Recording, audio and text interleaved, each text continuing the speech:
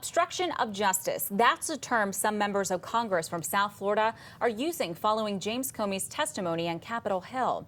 And right now we're joined by legal analyst Carissa Kranz. She's weighing in on what this could mean for the president. Good morning. Good morning, Linda. All right, so we're learning a lot about this. All eyes were on the screen as we were listening to the testimony. Now, could Trump be facing charges of obstruction of justice?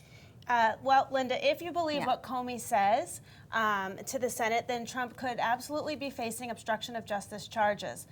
Federal statute 18 U.S.C. 1503, which addresses obstruction of justice, it says that it is the intent to impede or influence an investigation.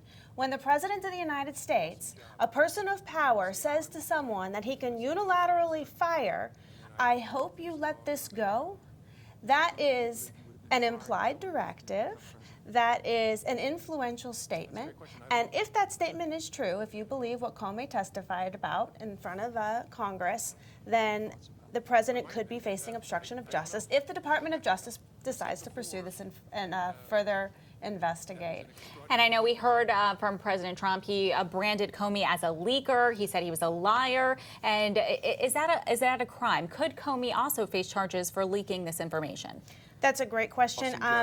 Probably not in this case. In this case, Comey leaked information that was personal notes, recollections, not considered classified information. However, they could look into the employment contract that he signed of what he agreed to keep confidential, and it is possible that there could be something there that was leaked. But this seems to be more of a coin term, a Twitter term, so to speak, of making him a leaker, but probably not a criminal offense. And Attorney General Jeff Sessions, as we were saying, he's planning to testify this week. What can we expect? I know there hasn't been a lot released on this, but what are we hearing so far? We don't know what he's going to say. It's now his turn to take the stand and say what he wants to say. What's interesting about this is he is willing to go under oath and say something that is supposedly going to either vindicate himself or directly contradict what Comey said.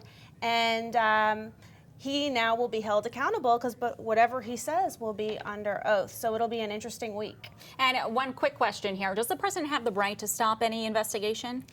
The president, that's a thorny question. If you're with the Dershowitz camp, you're going to adopt the unitary executive theory, which says that you have the right to stop the investigation as the president. You have unfettered powers. If you're with the Tubin camp, you're going to say that will threaten the democratic process of checks and balances.